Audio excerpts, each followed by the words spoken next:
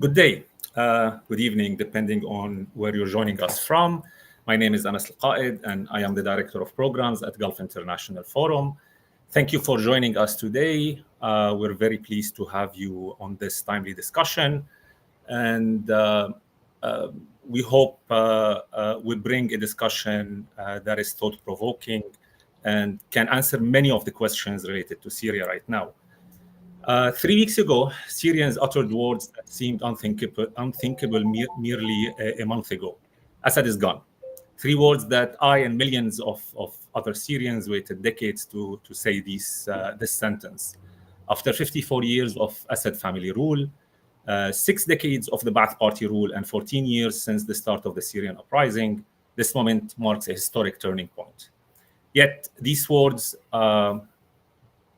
carry an unimaginable cost. Over 500,000 lives lost, 15 million displaced, both internally and abroad, and 15 million represents nearly 75% of Syrians. And 12 out of the 14 governorates face significant destruction.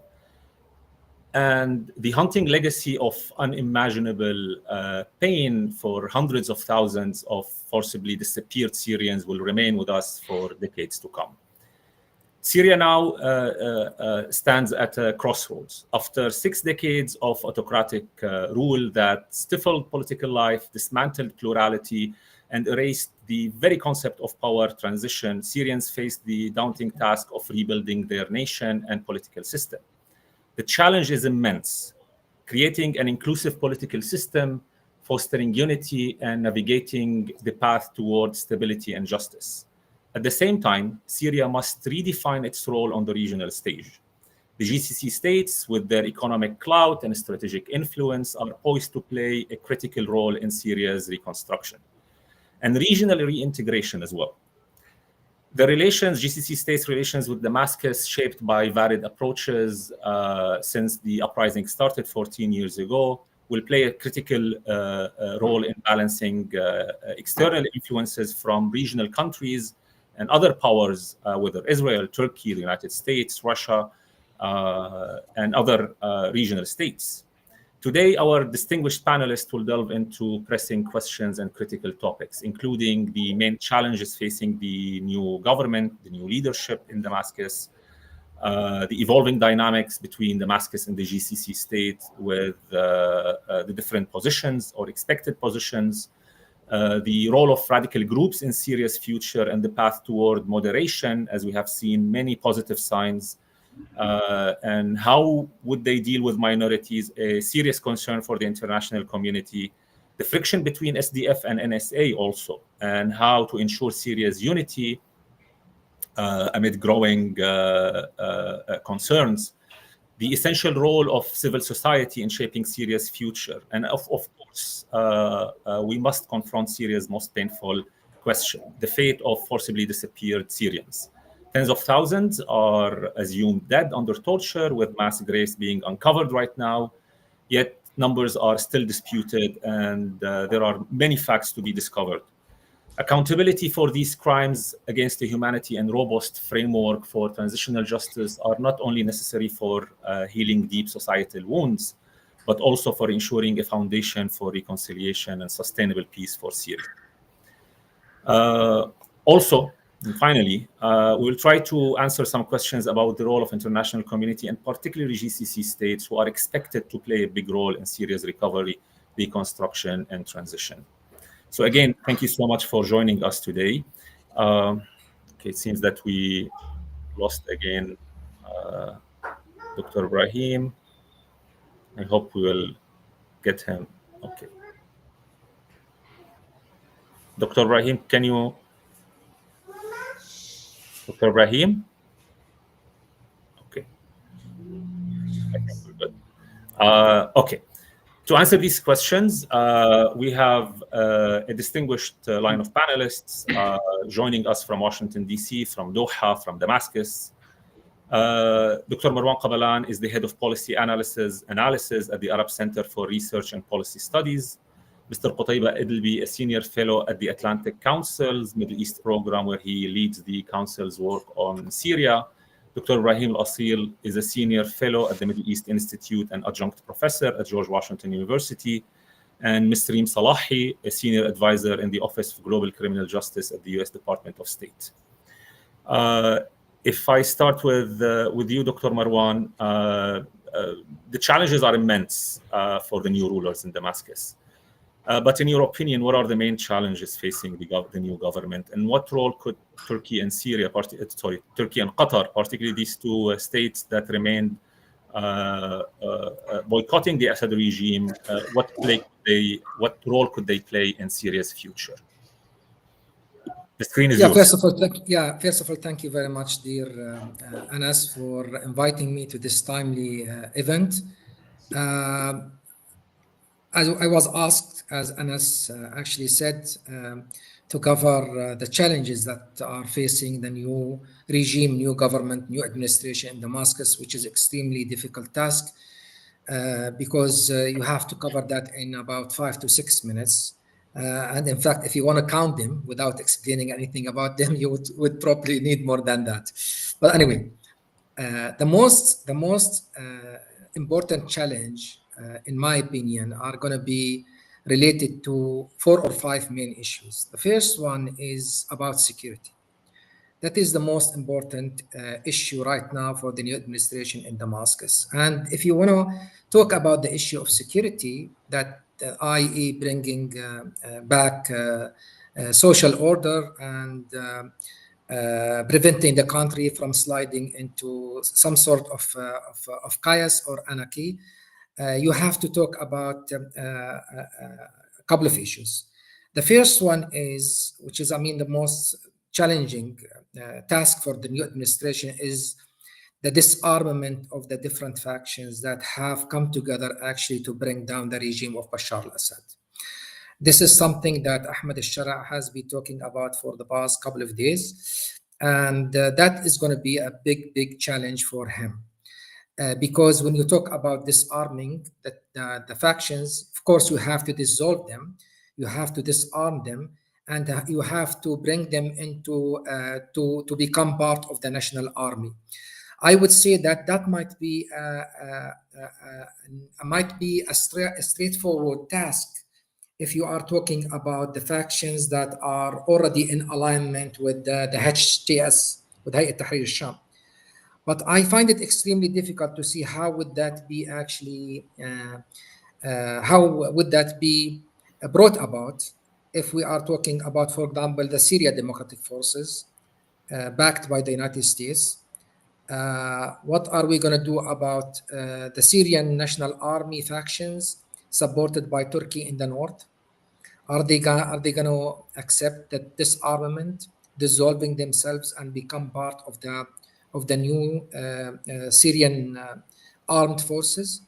What about the Free Syria army in Tanf, supported also by the United States? What about Ahmed al-Auda and his factions in Dar'a in the south? So we have so many challenges actually trying to convince these different factions to disarm, dissolve themselves, and become part of the Syrian armed forces. This is number one challenge. The other challenge, which is very much related to the first one, is unifying the country. As I have already said, the Syrian Democratic Forces is controlling something like 23 to 24% of Syrian territories, mainly in the northeast of the country, which we called useful Syria, which we used to call useful Syria, because most of Syria's natural resources are located in that part of the country. Here I'm talking about oil, gas, I'm talking about strategic corps, and we are talking about water resources. How that is going to happen? Are we going to have a confrontation, a showdown between the new administration in Damascus and the Syrian Democratic Forces? What would be the position of the United States in this case? What about the three provinces in the south of the country? Because the three provinces, I'm talking here about Dar'a, Suwaida, and Quneitra, are outside the control of the new regime. We still have also some remnants of the old regime digging down in the mountains of the coastal area. We have also to think about the areas that are controlled by the Syrian National Army supported by Turkey in the north. We haven't seen any indication by these different groups actually that they are willing to join in. And we still don't know what Turkey actually would be thinking about, because Turkey is still supporting the interim Syrian government in the north.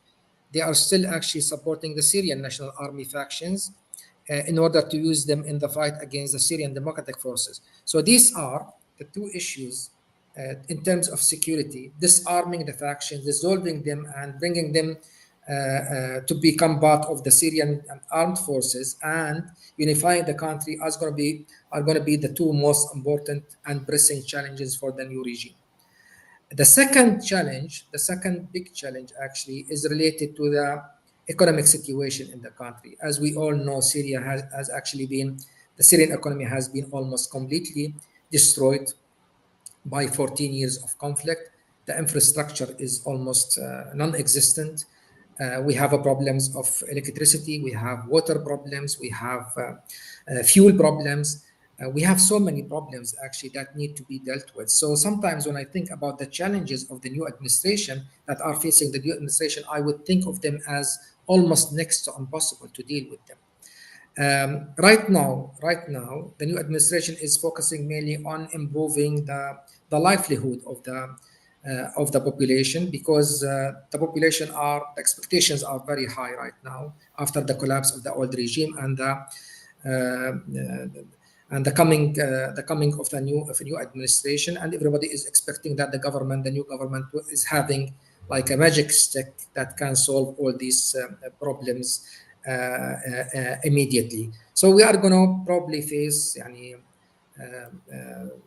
some sort of a disappointment in the coming weeks and months as the new administration shows its inability to deal with so many problems, so many challenges that are related directly to the livelihood of the people, the daily life of the people in different part of the countries. The third challenge that I believe is that we need to talk about is about the transitional period. Right now, the new administration doesn't have a clear vision about the transitional period, what we are going to do next. At the very beginning, it was clear to me that Hayat Tahrir al-Sham HTS have taken control, have taken power in Damascus, and there was no thinking about whatsoever about any sort of power sharing, because they think that they, with their allies, have brought down the regime without any support from other Syrian parties or from the international community. And some of them actually believe that since they managed to bring down the regime, they have the right to rule the country almost unilaterally, if you want to put it that way. So we are going to have a problem, because the international community is expecting the new administration in Damascus to form some sort of a unity government,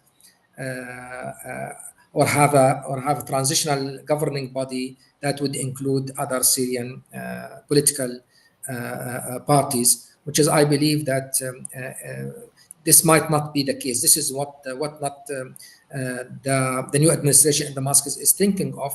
Although we are hearing a lot nowadays that they are willing actually to start some sort of a national dialogue, or hold some sort of a national dialogue conference in Damascus in the coming days, but I don't really know if they have any intention to share power with the other Syrian political forces. The fourth challenge perhaps that we need to talk about here is about transitional justice. This is also going to be an extremely challenging task for the new administration, because everybody in Syria, especially the families of the victims, those who have been either killed by the Syrian regime as a collateral damage during the conflict, or they are killed under torture in the different infamous prisons in the country.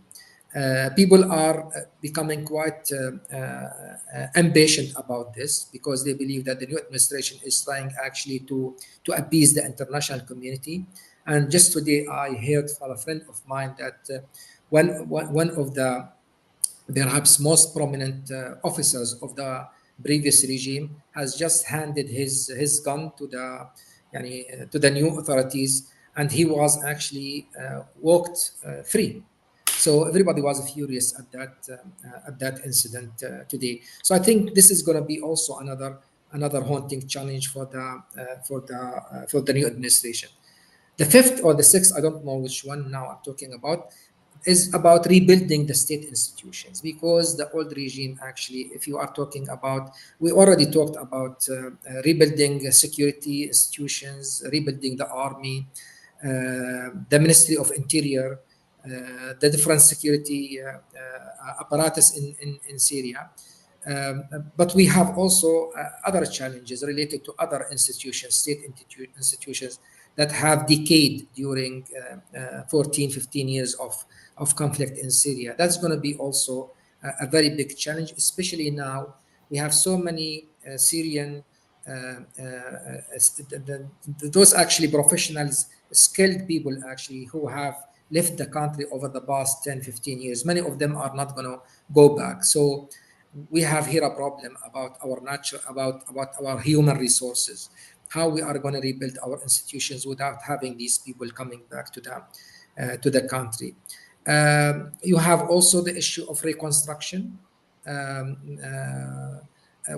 According to many international organizations, reconstruction in Syria is going to cost hundreds of billions of dollars. We don't really know how where to get that money from. I know that I took more than 6 minutes. Anas. Can we come back to Turkey? We'll come back to Turkey and Qatar, or we'll talk about Turkey or Qatar some other time. Okay, I'll come back to it at the Q&A. Okay, no problem. Qutaiba, as Dr. Marwan, thank you so much, Dr. Marwan. Qutaiba, as Dr. Marwan has mentioned, stability is a huge challenge for the new authority in Damascus. How do you think are the best way to address this challenge, and what is the role of the United States, the EU, and the West in general to support the new government?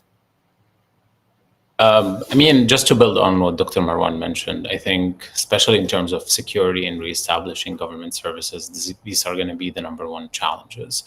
I think the current approach of, in terms of state services, of keeping state employees, of relying heavily on the bureaucracy is a good first step. We've seen in the last few weeks that while there were changes for the heads of agencies and departments in different places, the whole bureaucratic structure was maintained in place. So deputy ministers continue to serve in their positions. Deputy director generals for the different agencies continue to be in their place, which is a good step to ensure some continuity in different state services and functions. I think the biggest question that would come next is, right now we are in this moment where a lot of regime officials, Assad folks, are in a vertigo because of Assad's sudden escape out of Syria. I think the challenge will be for HTS is how much can they maintain control over this bureaucracy in a way that could prevent the Assad regime officers and Assad-linked officials from regrouping, regathering, and perhaps organizing some internal struggle against HTS within the bureaucracy itself. So that's something remains to be seen. So far, as I mentioned, it seems while maintaining the old bureaucracy in place, the institutional memory, HTS is trying to maintain, or maybe we should call it the political administration. I don't know if HTS is still a name being used by the group itself. But let's say that Ahmed Shara and the new political administration is trying to maintain control over those different institutions. So that's definitely going to be a challenge coming up. I think in terms of services, and I think this is the biggest challenge. Syria as a state has been functioning almost without any resources. The Assad regime has depended on support from Iran and Russia has depended on the Captagon trade to compensate or substitute for income of the military and the intelligence specifically. So there is a big financial challenge, I think, coming up for the new authorities in Damascus on how to secure enough funding, enough support to move forward. Where would the role of the EU and the US come in? Of course, I think the number one priority should be to engage with the authorities in Damascus. And so far in the last 2 weeks, we've seen positive engagement from Germany, from the EU, from France, from UK, and from the United States in talking to the authorities in Damascus. That is important because Iran and Russia now has left a huge gap in Damascus. And if we don't come in, if we don't step in to fill in that gap, regardless of who we are, bad guys are going to do that. So there is a big question on basically trying to engage as much as possible to fill in that gap and use, in a sense, whatever tools we have, from our deck of cards to make sure that Iran and Russia are not coming back, in Syria from the back door. What would that entail from the United States and the EU perspective? One, diplomatic engagement is important. Two, more importantly, that diplomatic engagement should not be only limited to the visits and meetings we've seen. I think the reopening of diplomatic missions in Damascus, not only to engage with the new authorities, but also to allow space for civil society to be able to report directly about what's happening on the ground, but also to reserve a space for other Syrian actors in the political transition would be very important. That cannot only happen through periodic visits to Damascus. Diplomatic missions need to be on the ground and they need to reestablish their work, not only in terms of consular affairs, but the actual political work that those missions can actually do in bringing different Syrian groups together and facilitating a more representative transition out of this caretaking government or out of this transitional period. So I think that's number one priority. I think number two, immediate funding for humanitarian, for some basic restoration of services is definitely needed. So that is not only, on one hand, that is for, of course, the national interest of Syrians to be able for the government to reestablish its services, for Syrians to be able to secure their basic needs. But also it is of the national security interest of the EU and the US. We all know that most EU countries are interested in engaging with Damascus to push forward an agenda of the safe and voluntary return of refugees. That cannot happen if there are not sufficient services on the ground in Syria, and that's not going to happen without sufficient funding. If we take a step back and if we want to look specifically at refugee return operations, if the UN is to take the lead on this and facilitate, as I said, a voluntary and safe return for refugees and preparing an environment where such return is possible, this is going to be the biggest refugee return operation in the history of the UN since World War II, which will require a lot of resources, coordination among UN agencies to make that possible, which will require a lot of funding. We've seen 2 weeks ago that the UN interagency process have designated Syria as a priority and is allocating resources and personnel to work on Syria for the next 6 months. And I think this is great. But if we're talking about real response, we need to think about at least 5, if not 10 years ahead. How do we respond to the situation in Syria? And again, just from pure EU interest, how do we set up this environment in Syria politically and economically that would actually encourage refugees to go back, whether that is from the region or from Europe? So that's one. I think for the United States, again, I think funding would be very important, but I think the main leverage that the United States holds is with sanctions. I think a phased out approach to sanctions is very important. We have so many sanction programs imposed on Syria since the 70s and 80s.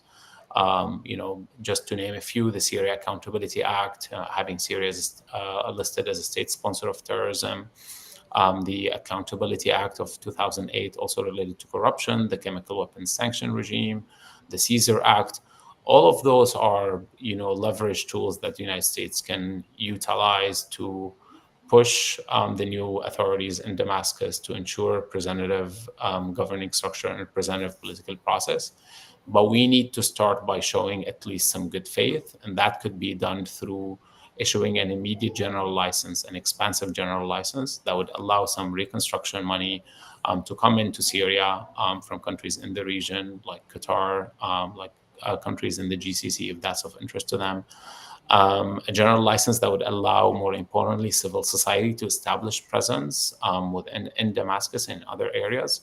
Right now, because of the different sanction programs, there is a big issue when it comes to bank transfers and the ability to even operate in the different areas that were controlled by Assad before. So there's definitely a need to put in a legal framework that would allow civil society to fill that power vacuum that we mentioned earlier.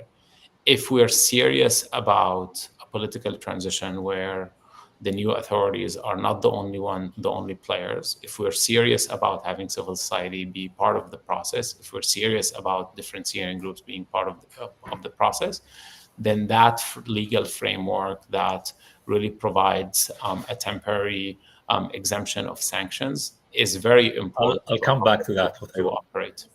I'll come back to that, and I'll try to delve more into how we can incentivize the transitional government, the interim government, to be more inclusive, also through waivers or working with the West. Thank you so much, Qutaiba. I think we lost Dr. Ibrahim. Reem, the screen is yours.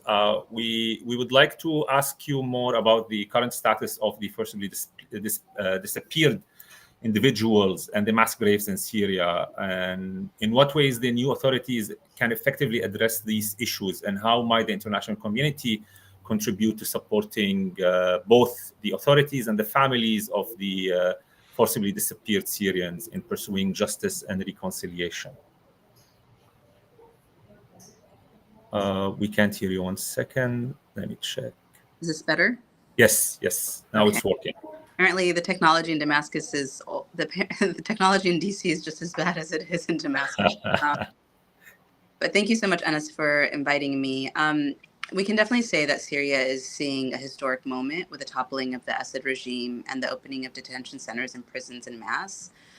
Sadly, as many who are following this issue know, only a fraction of the missing and disappeared were released and identified. In fact, Syrian civil society groups estimate that only 31,000, I don't want to say only because that is a significant number, but 31,000 out of the 136,000 missing have been identified, leaving over 100,000 unaccounted for. So determining the fate of these missing and disappeared must be a priority, but it will take years and will require the collaboration of international organizations mandated for this purpose, including notably the Independent Institution on Missing Persons, the IIIM, ICRC, ICMP, as well as Syrian civil society, and of course, the future Syrian government. The USG definitely supported the establishment of the IIMP, which is the Independent Institution of Missing Persons, which recently announced that they hired their new head, Carla Quintana. Quintana has a promising background, and especially for this moment, she was a human rights expert and legal scholar, and the former National Commissioner for the Search of Missing Persons in Mexico, where she led efforts to address over 100,000 cases of disappearances, including 70,000 unidentified bodies. So somewhat similar to the situation in Syria right now. Related to the question of missing is also the status of the many mass and clandestine graves in Syria. The reality is the number is unknown, but it's safe to assume that they are in the dozens. And we will never know, to be honest, the exact number of bodies buried in these graves until they are properly excavated. And any estimate now, I've been seeing estimates of 100,000 bodies in one single grave and other estimates. The reality is that any estimate of these of numbers now is premature, and it's dangerous, and can understandably add to the despair and suffering of families still searching for their loved ones. The priority now for the interim authorities should be to secure and safeguard these mass graves, They're not only crime scenes and contain important evidence of abuses for accountability purposes, but also pivotal for the search for the missing. The forensic examination of these graves is essential for providing answers and closure to the many thousands of families of the missing, but this will take time. As you noted, and as one of the speakers also noted, there are concerning reports that mass graves are being opened by individuals desperate for answers, but the priority now should be safeguarding them and allowing forensic experts to start the work on excavating them, hopefully very soon. Also tied to the search for the missing and accountability is a need to preserve and protect the millions of pieces of documentation of the Assad regime. While some of these documents have been taken by individual actors searching for their missing, others now have been destroyed or disappeared for potentially nefarious reasons. The interim authorities and other actors on the ground should ensure that this documentation remains protected as a key priority. What should the interim authorities and international community be doing? The reality is that we should be prioritizing the search for the missing and accountability by granting the necessary access to international Syrian organizations working on these issues. We saw this weekend that the IIIM made their way to Damascus. A number of other relevant international organizations have also made their way to Damascus, and others are in the process of doing so and are offering to support these efforts. There should be efforts, the interim authorities should be granting access and using this support to the maximum extent. Their years of experience and expertise can really help to advance these issues. Similarly, Syrian civil society has been the backbone of accountability efforts in the decade plus of this conflict. They have preserved and analyzed millions of pieces of evidence of atrocities, some of which have been used to build case files to prosecute perpetrators. In addition, survivor and family groups have kept the issue of the disappeared and missing on the world's radar and supported released detainees and families of the missing with everything from basic services to information to advocacy. So they too should be treated as partners in these efforts moving forward by interim authorities and actors on the ground. One of the speakers also noted the need and the difficulty of transitional justice, but that is something that we really should be discussing, and it should be front and center of the transitional discourse. Comprehensive transitional justice will take time, and it will require the participation of all parts of Syrian society. That would include establishing an inclusive task force to begin community consultations and the conceptualization of new laws and institutions to demonstrate concrete progress and commitment to lay the groundwork of transitional justice, which can help impede individualized acts of retribution. The international community at this pivotal moment must continue its commitment by supporting Syria in this renewed era with both technical expertise and resources. I agree with Qutaiba in the need of resources and expertise is needed now more than ever.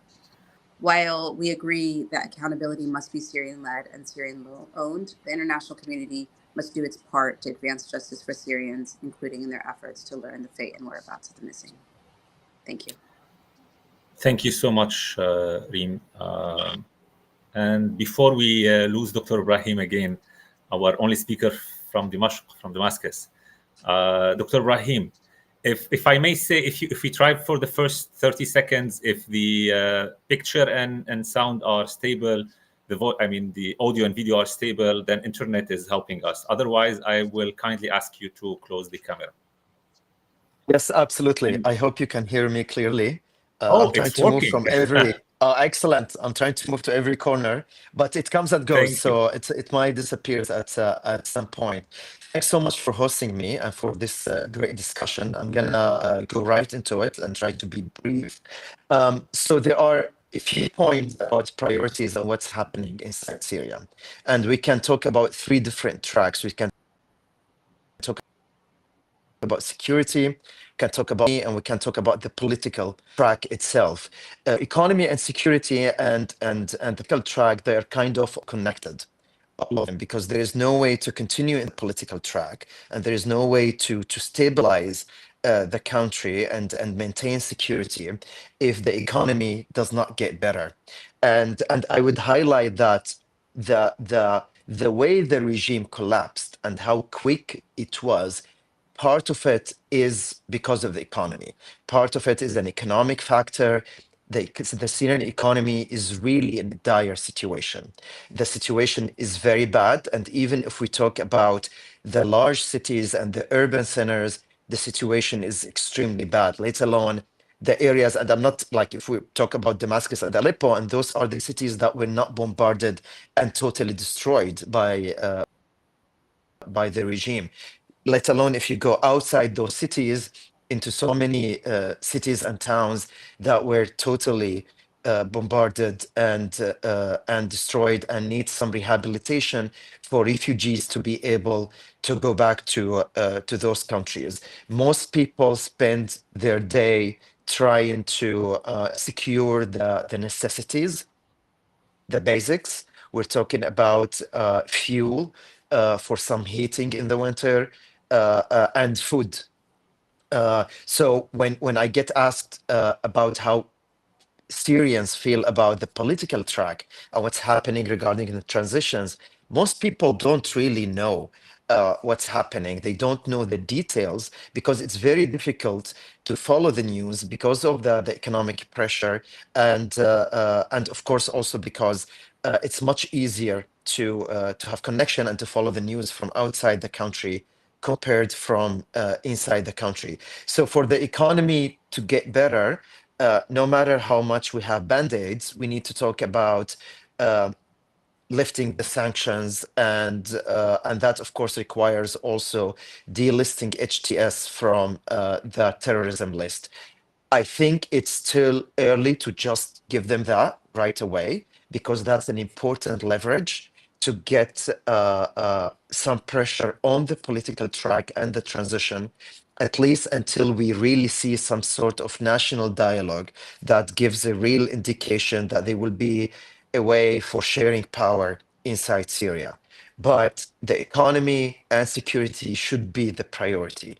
The economy inside Syria is really the priority, to allow people to at least to breathe again, and then they can participate in the political process. They can move into trying to focus on other priorities inside the country. Now, the second part of what I want to talk about is the Gulf role inside Syria and the Gulf countries.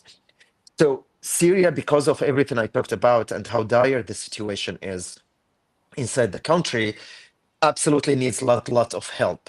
There are countries that are clearly part of this. It's a neighboring country. It has lots of leverage on, and it's playing a major role on different levels, and I'm sure it will continue to play that role. But Turkey is not enough, especially when we talk about the southern part of the country. If we talk about the northern part, Aleppo and Idlib, they are more naturally connected to Turkey, and Turkey could play a bigger role. But when we talk about Damascus, the economic situation, the geopolitics, and the social depth is more connected to the Arab world than Turkey, and Arab countries really need to play a bigger role here in stabilizing the country and having better ties with Damascus, and in helping improving the economy in the southern part of Syria, in Damascus and Daraa and Suwaida and Homs. I think for the Gulf, a big issue would be to have a consensus among the Gulf Security, the Gulf Cooperation Council, excuse me, countries, to have some unified vision on what they want to do inside the country. I think that would help much better than to have some competing agendas inside the country. Of course, competing agendas in the economic sphere might be manageable, but we know from also other cases that a competition that might reach a level to supporting different political and probably non-political, like armed actors, would really send Syria probably into another cycle of violence. I don't see any indication that would happen inside Syria, but still, I think it's important to talk about it and to highlight the importance of having a coordinated strategy between the Gulf countries, because no one country can help Syria be back on its feet.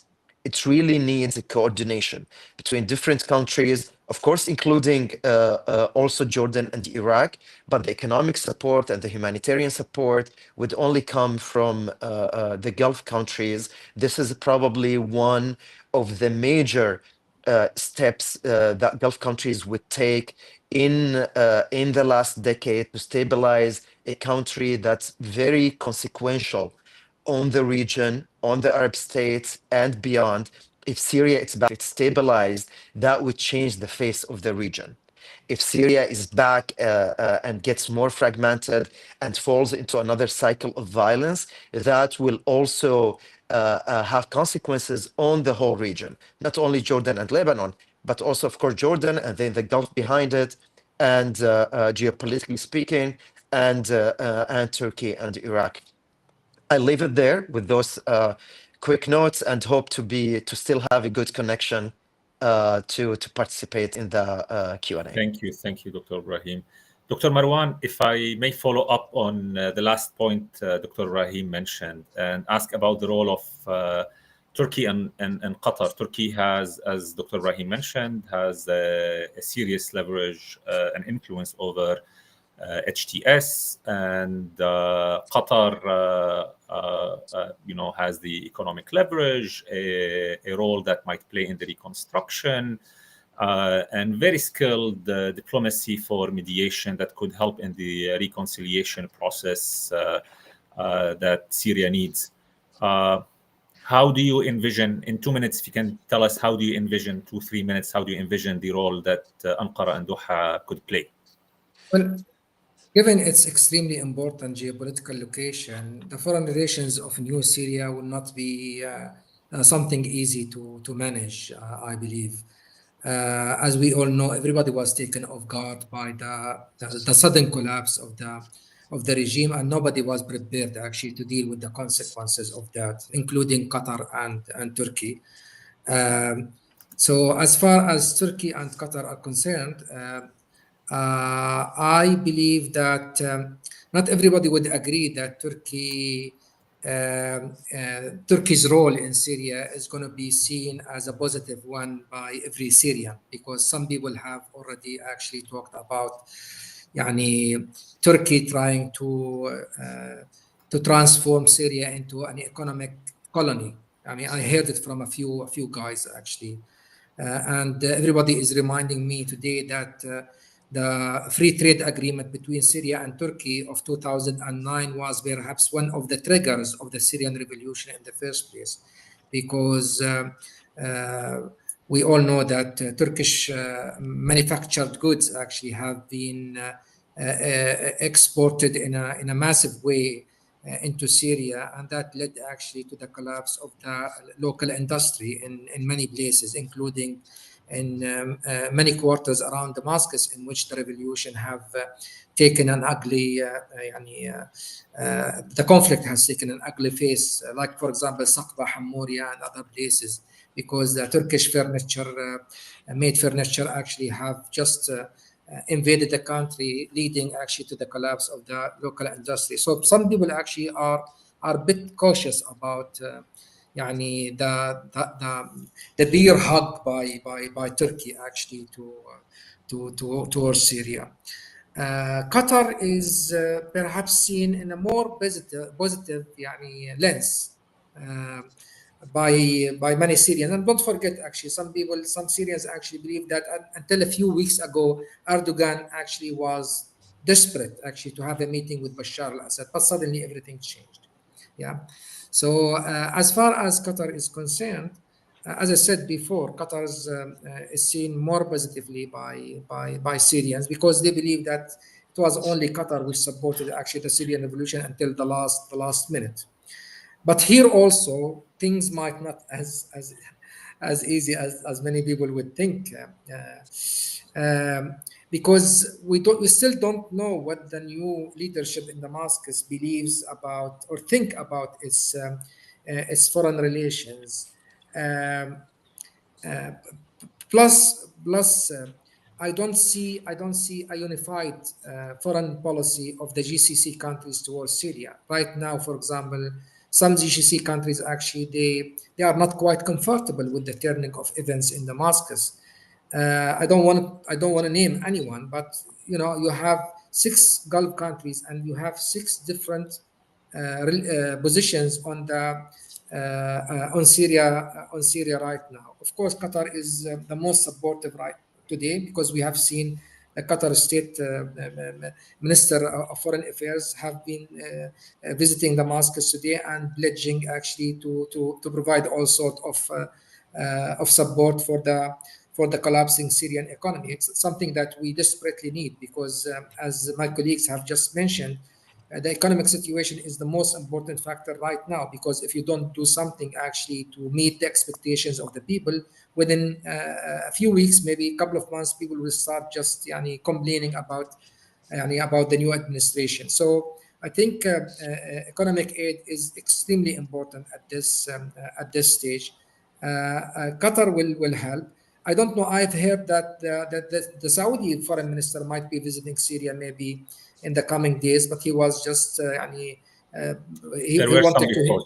Yeah, there were some reports about that. Yeah, I mean, I hear that he's first he would like actually to hear the impression of the Qatari delegation before paying a visit to Damascus. But I think also the support of Saudi Arabia. That's good. So that means there is some coordination. Yeah, there is. Yeah, I know there is some coordination, because there was a coordination between Qatar and Jordan for the visit, which has taken place today. Actually, the Jordanian foreign minister and also the Qatar minister of state for foreign affairs. So the Saudi position is extremely important, because it would either discourage or encourage other countries in the region to build bridges with the new regime in Damascus, and at least mitigate the fears, especially by Jordan, Egypt, United Arab Emirates, about the orientations of the new regime in Damascus. Because as you all know, actually these 3 countries have been extremely cautious about the turn of events in Damascus. I'll stop here. Thank you. Thank you, Dr. Marwan. I want to ask about Saudi Arabia to Qutaiba, but before we lose Ibrahim again, Dr. Ibrahim, I want to ask you about the role of the civil society organization. If I go back to Syria domestic affairs, before we delve more into the GCC states, how can the Syrian civil society organization contribute to the political process, mainly promoting human rights, an issue that is crucial right now, and fostering a democratic governance? I know this is a huge challenge, and this is probably it's a bit early for this question to be asked, but I would love to hear your insights, and mainly what role could the international community play in this in 2-3 minutes, please. Thank you, Anas. That's a great question, and I think that the Syrian civil society is going to play a bigger role in the future for multiple reasons. The first reason is that the government cannot take care of everything. The regime is collapsed. The state institutions haven't totally collapsed, but if you look at Syria over the last few years, many areas have its local communities. The government stopped providing many essential services to the vast majority of Syrian areas. Even what we used to look at and say those are the regime under the regime control, those are the areas under the regime control. The regime didn't really rule all of those areas, which means the local communities used to take care of those areas. They are not as organized as what we call the civil society. They are not like organizations with the organizational chart and the mission and the vision and the funding. But that's also an important aspect to understand what will happen in the future inside Syria and what role the civil society will play. If you look at Idlib and areas outside the regime control, even under HTS areas in the north, you would also see a huge role for civil society. When it comes to, you mentioned human rights and civil rights, people were protesting in Idlib, all the time, and I'm sure Qutaiba also can speak more to that. But also when you talk about education, medical services, humanitarian aid, all of that, civil society has played a significant role over the last decade, and I expect it to continue to play that role. However, there will be a challenge because usually civil society focuses more on the issues of civil rights and human rights, and putting pressure on the political level or the political actors. But because of the dire situation inside Syria, the civil society will continue to take care of things that usually governments take care of. But that means they need a bigger space. So we need now to look at whoever is in government in the future and see why they will certainly depend on civil society for so many services inside Syria. Would they allow them to also play a bigger role on the political level as well? Are they gonna like give and take, or are they gonna say, oh no, why don't you just like take care of the humanitarian stuff and all of that and bring us money and take care of services, but you are not a partner in the political process? In Damascus, many groups have been very active. People are reorganizing, and there were also many civil society groups that were outside Syria, including from the United States, from the UK, from France and Germany, and of course from Turkey. They are coming back, they are organizing, they are meeting each other. Those who were still in Damascus or I'm sorry, I'm focusing so much on Damascus, but because I am in the city and I couldn't follow what's happening outside the city. But in Damascus, we've seen many groups coming back, meeting with those who were still here, and they are planning, they are strategizing to see how they can those priorities and also play a role on the political level. Finally, I will conclude with a recommendation. I think it's very important for whatever support is to be given to civil society is to listen to them and listen to what priorities they think we need to focus on, because there are many other conflicts that we're trying to learn from, and we can learn a lot, but also Syria has its own case.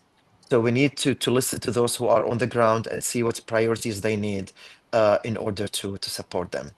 Thank you, Anas, and thanks for everyone for allowing me to speak first. Of course. Thank you, Dr. Ibrahim, and I'm grateful that the internet did not fail us again. Yeah. Qutaiba, if I may follow up on what Dr. Marwan mentioned, Turkey's role is viewed differently among Syrians, and there is this fear of a major influence or hegemony of Turkey on the country. One example Dr. Marwan mentioned, I remember it vividly, clearly in the suburbs of Damascus, in Douma, Harasta, and other areas where small businesses were shutting down because of the trade agreement. The Turkish businesses were taking over, the exports of Turkish businesses were taking over, leading to collapse of small businesses in different parts of Damascus, Rif Dimashq. This is probably also linking to what Dr. Rahim mentioned, the role of the GCC states. They have a social depth in Damascus, in eastern area where there is tribal connections between the GCC states and eastern parts of the country. How do you view the role of Saudi, the major GCC states, Saudi Arabia in particular, Jordan as well, that can probably have some positive influence over the different factions in Dar'a and Sweda due to links? Yes, thank you so much, Anas. So, I mean, this is very important. I think, allow me to actually speak probably about Saudi, UAE, Jordan, and Egypt as a bloc. I think since December 8th, those four capitals have seen a lot of challenges, specifically with the rise of this caretaking government led by Ahmed al-Shara and other rebel groups as they take control of the country. As we know, the fight against kind of like political Islam taking power in the region has been ongoing for so many years now.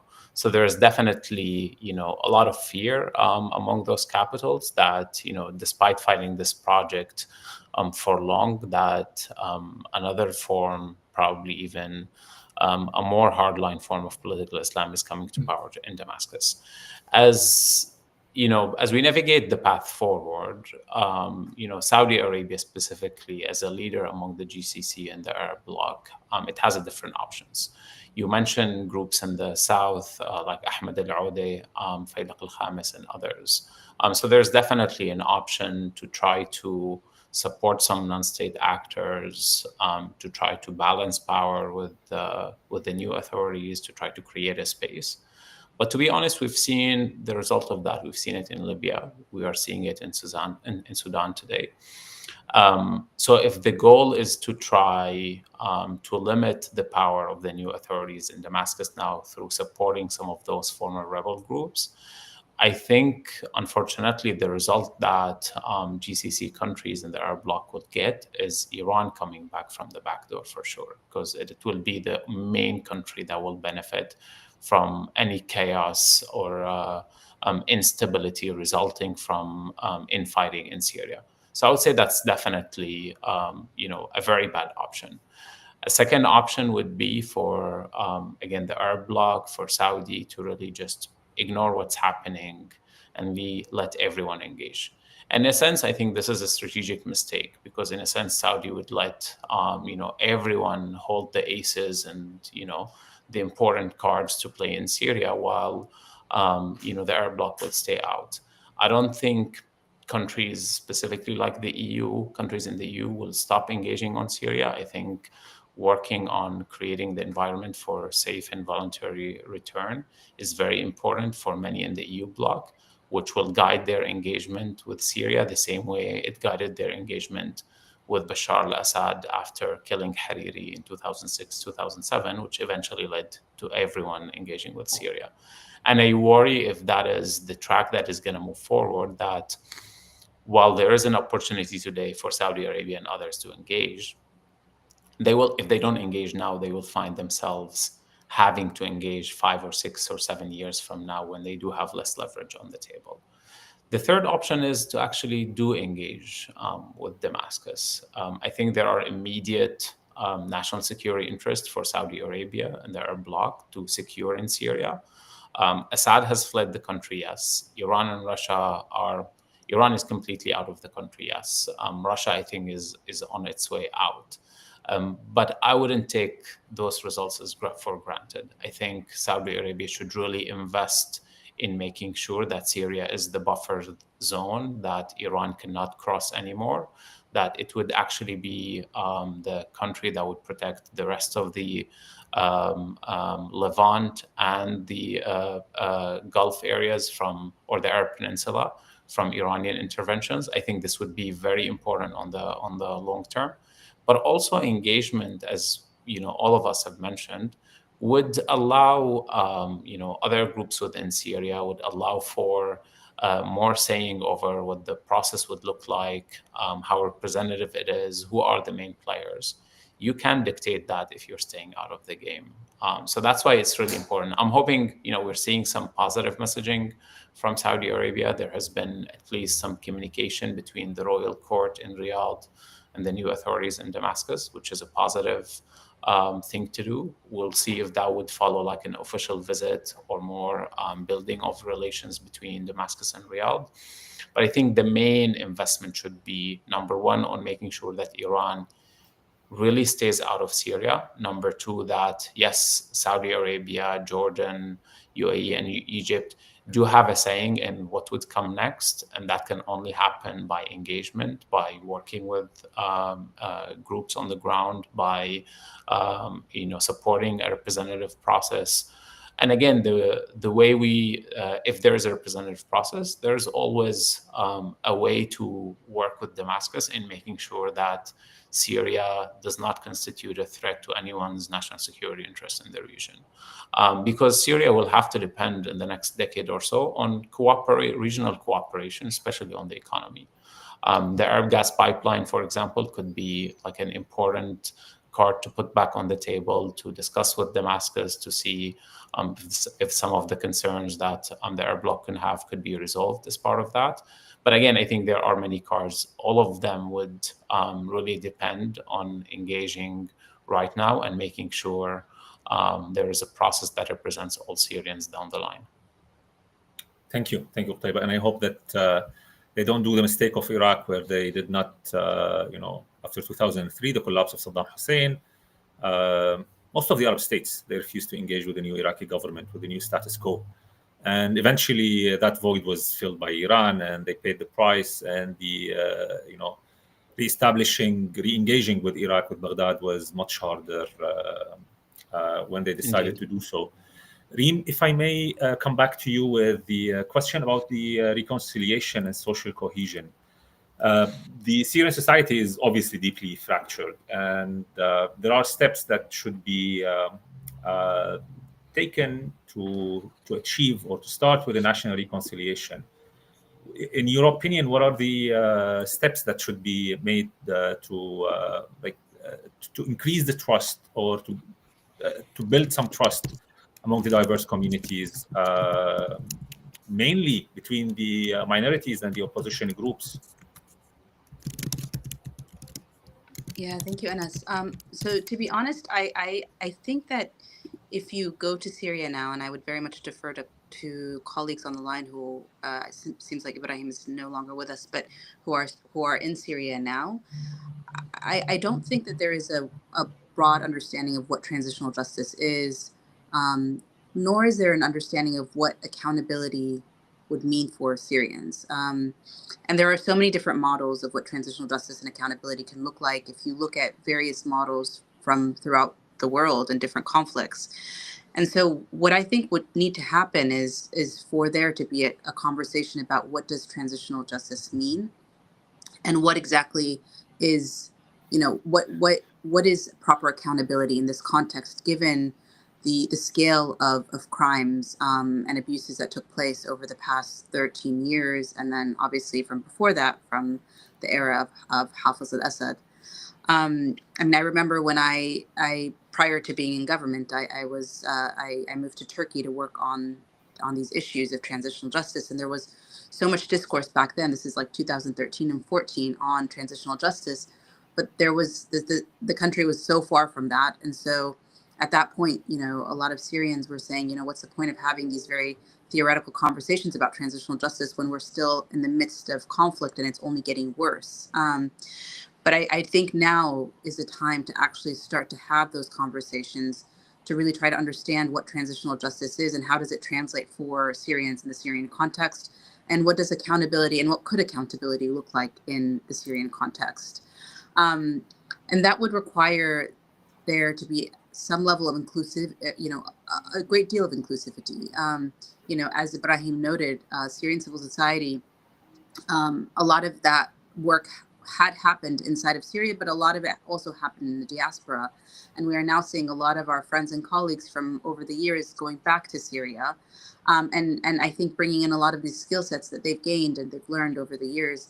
And so really trying to ensure that the conversations are organic, but are also in line with what traditional transitional justice looks like in other contexts. And that does require community consultations, new laws and institutions, working with the new government. I know that we're still in an interim phase, and I hope that that the interim authorities do take to heart this idea of having an inclusive government that not only includes different parts of society and different components of society, includes women as well, because that will be necessary for any sort of future efforts involving transitional justice. And so I think now is a time to really just have conversations, to really understand what exactly what is the scale and scope of transitional justice, what are options and possibilities when it comes to accountability, how do you what is going to work for Syrian society, because it's not a copy paste methodology. You can't use the way that transitional justice was applied in certain conflicts and just assume that it's going to apply in Syria, and really try to have this national discourse to try to come to an understanding, a national understanding and a national agreement of this is what justice will look like for us in Syria. Thank you, Reem. Dr. Brahim, welcome back. If I may get back to you with question about the displaced communities. In 2 minutes, if you can, we're running out of time. I still have to cover Russia and sanctions. But in 2 minutes, if you can tell me more about what are the steps, in your opinion, should be made by the current authorities and the international community to help refugees. Many want to go back home. Many want to go back home. Their fear of persecution is gone. For many, I can't say for all, of course. What are the steps that should be made to help people go back home? That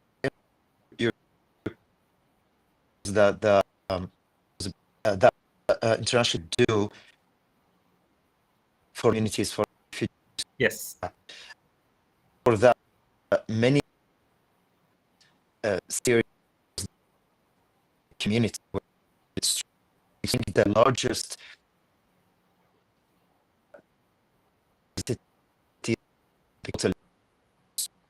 poses that they want to go where they were displaced from, and that have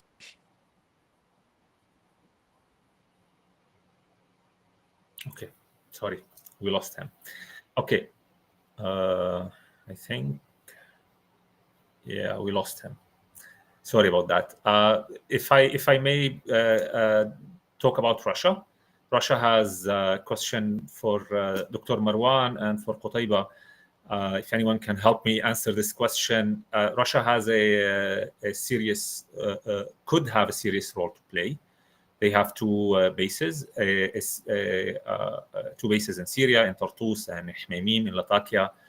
And also they have, most importantly, they have nearly warm relations with every country involved in Syria, except for the United States, of course. They have good relations with Israel, with Turkey, with the GCC states, with Iraq. And I can't find a good way for the new Syrian government to deal with Moscow and the pressure that Moscow could exert on Damascus. What are your thoughts on this? Dr. Marwan? Yeah, thank you. I think the collapse of the Syrian regime was a major blow to Russia, which has invested heavily in Syria over the past decade.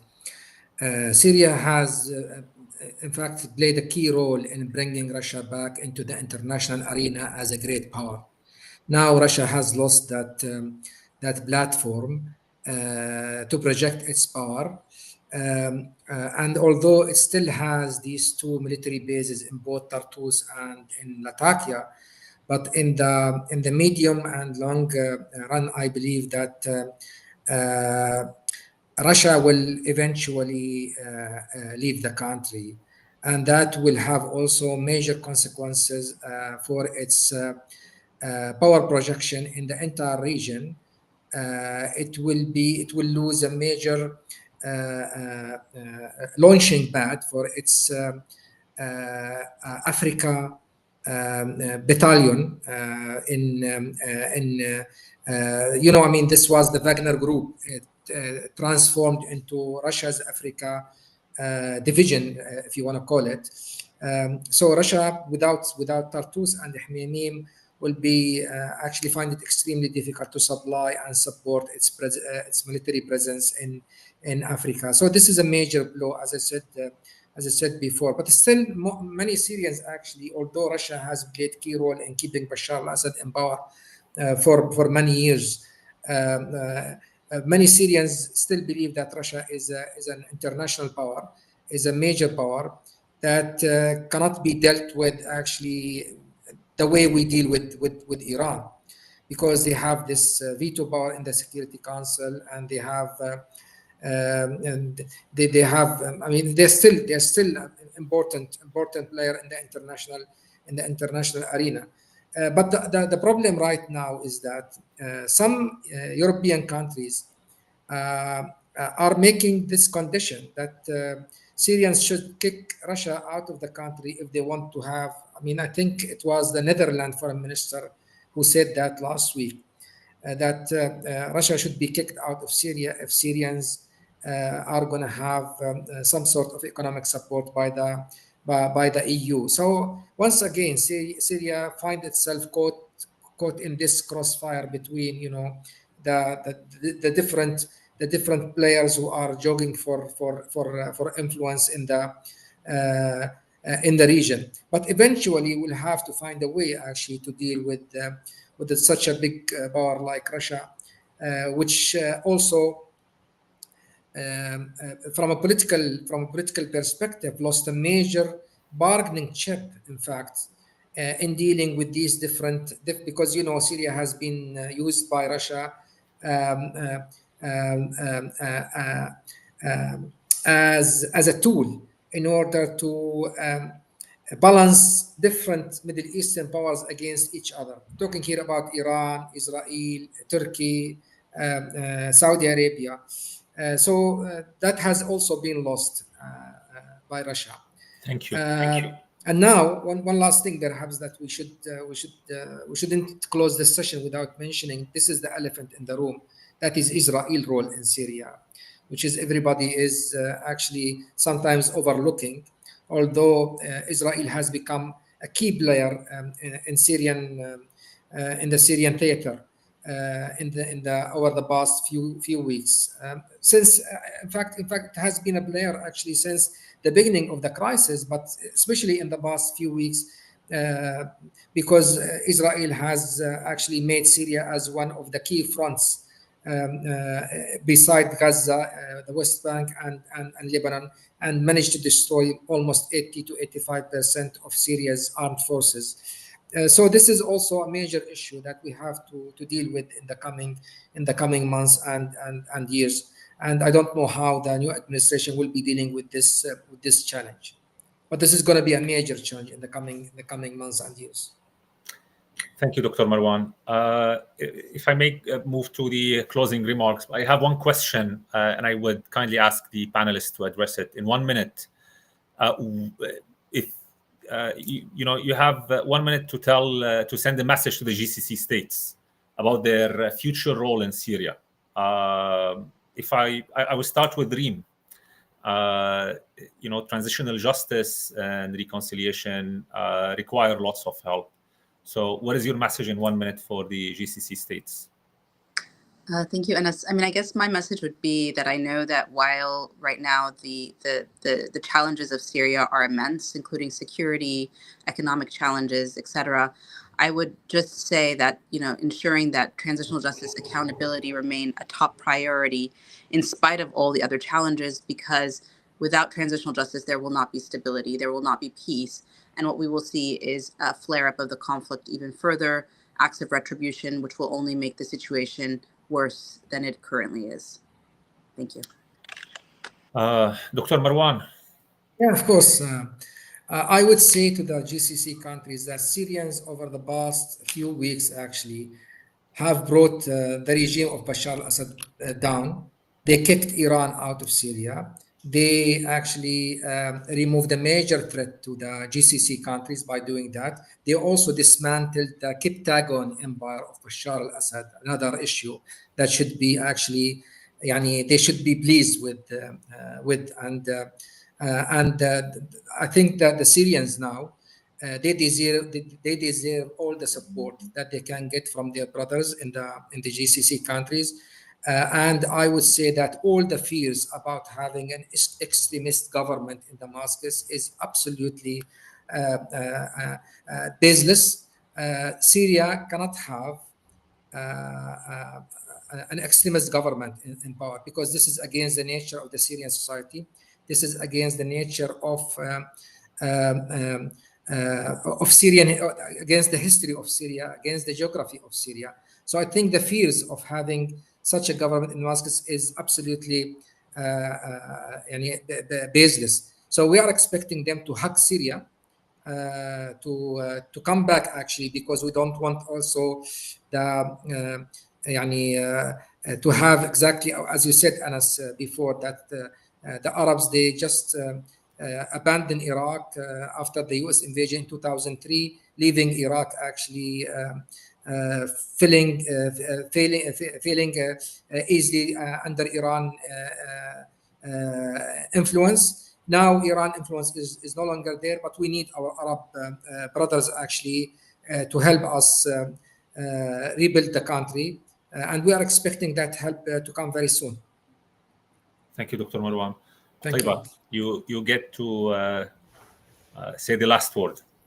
Thank you so much. I would say very quickly to members of the GCC, don't do Iraq, don't do Libya, don't do Sudan. If the goal is economic development and improve the economy of the GCC, you can't afford another Sudan or Libya or Iraq right on your northern borders. That could easily spill into Jordan. I think there is a big space for actual investment, economic investment, not only I know we're in the GCC, we're past the point where the GCC is just gonna drop money somewhere without accountability, without vision. I think there's a lot of interest in Syria to be figured out, but that requires engagement with good faith, where everything is put on the table and discussed, and where the GCC is part of building a stable representative Syria that could turn the page on Syria being a bully for the whole region under Assad, and that could actually make Syria really the main defense line against Iran getting back into the region, and make Syria actually the bridge, the positive bridge between the GCC, Turkey, and Europe. Thank you, Qutaiba. Thank you, everyone. It was a pleasure, and thank you for your time. Ms. Reem Salahi, Mr. Qutaiba Adilbi, Dr. Marwan Qabalan, and Dr. Ibrahim Al-Asil, who we just lost due to bad connections in Damascus. This was it was a pleasure again, and thank you for those who joined us today. Happy holidays to all celebrating, and we'll see you in January with a new program at the forum. Enjoy the rest of your day. Thank you. Thank you. Bye-bye.